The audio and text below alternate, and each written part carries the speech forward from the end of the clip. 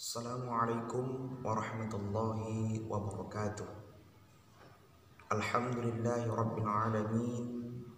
Wassalatu wassalamu ala ashrafil anbiya'i wal mursalin wa ala alihi wa sahbihi ajma'in.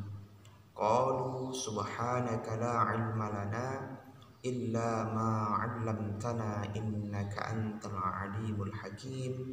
Sadaqallahul azim. Alhamdulillahirrahmanirrahim.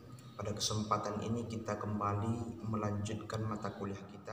Mudah-mudahan apa yang kita pelajari bermanfaat bagi kita untuk meraih cita-cita kita dan mewujudkan harapan-harapan kedua orang tua kita.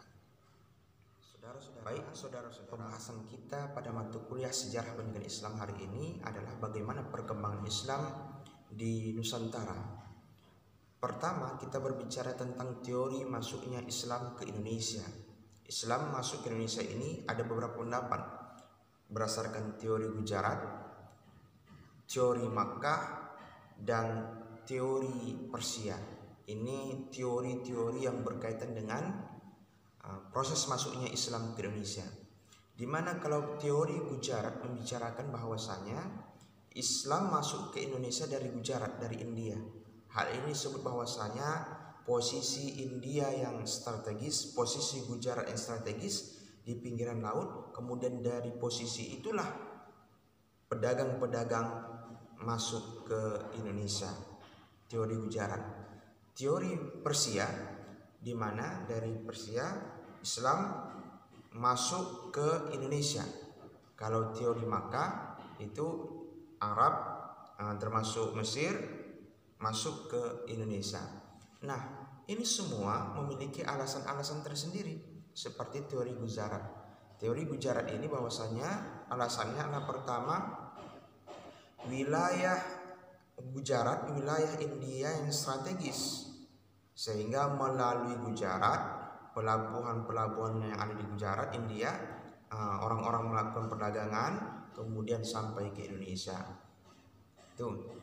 Kemudian teori yang Persia banyak dibuktikan dengan pola perkembangan tasawuf yang ada di Indonesia. Tasawuf yang ada di Indonesia ini berasal dari Persia. Kalau teori Makkah, teori Arab, dari Arab sebagai sumber masuknya Islam masuk ke Indonesia pada tahun 7 Masehi. Saudara-saudara, bagaimana proses perkembangan Islam di Indonesia? Sebagaimana kita ketahui bahwasanya perkembangan Islam di Indonesia diawali dari proses perdagangan. Proses perdagangan dilakukan oleh saudagar-saudagar Arab yang datang ke Indonesia. Nah, pada proses perdagangan ini dilihat bagaimana pola perdagangan yang dicontohkan saudagar-saudagar Islam yang berbeda dengan pedagang-pedagang yang lain. Karena pedagang-pedagang ya dari Arab, saudagar-saudagar Islam ini mencontohkan bagaimana perdagangan yang disebutkan dalam Al-Quran dan hadis sesuai dengan tuntutan Al-Quran dan hadis. Tidak ada yang menipu, tidak ada yang mengurangi timbangan, sesuai dengan kadarnya, karena ini akan menjadi pertanggungjawaban dalam perspektif Islam. Tentunya saudagar-saudagar pedagang-pedagang Islam tidak mau melakukan kecurangan-kecurangan dari perdagangan. Oleh sebab ini menjadi contoh tauladan, menjadi pertanyaan yang luar biasa. Kenapa ada orang seperti ini? Ada peluang untuk menokoh tapi tidak mau menokoh. Ada peluang untuk curang, tidak mau curang.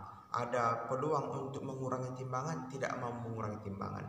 Ketauladanan pedagang-pedagang saudagar Arab ini menjadi daya tarik tersendiri bagi masyarakat, sehingga masyarakat ingin mencari tahu apa sebetulnya penyebab mereka ini melakukan hal yang demikian. Salah satunya adalah bagaimana konsep yang diajarkan perdagangan dalam Islam yang harus amanah, tidak boleh mengurangi timbangan. Saudara-saudara, kemudian berkembang, tidak hanya sekedar berdagang saja, tetapi bersosial, kemudian melakukan pernikahan. posisi saudagar Arab yang memiliki posisi terhormat. Nah, posisi ini tentunya memiliki kesempatan untuk memilih siapa pendamping hidup. Tentunya orang-orang yang memiliki martabat atau tinggi. Nah, melalui pernikahan ini maka terbentuklah komunitas yang membangun komunitas masyarakat muslim, sehingga terbentuk masyarakat muslim.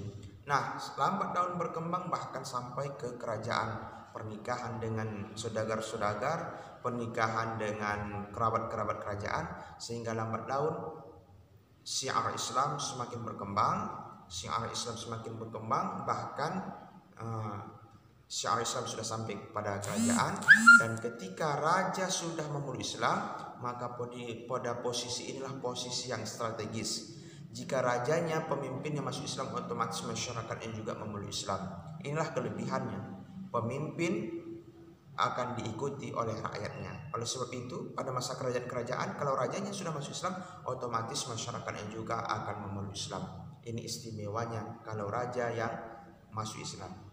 Saya pikir demikian pertemuan kita pada kesempatan ini. Mudah-mudahan bermanfaat. Terima kasih. Assalamualaikum warahmatullahi wabarakatuh.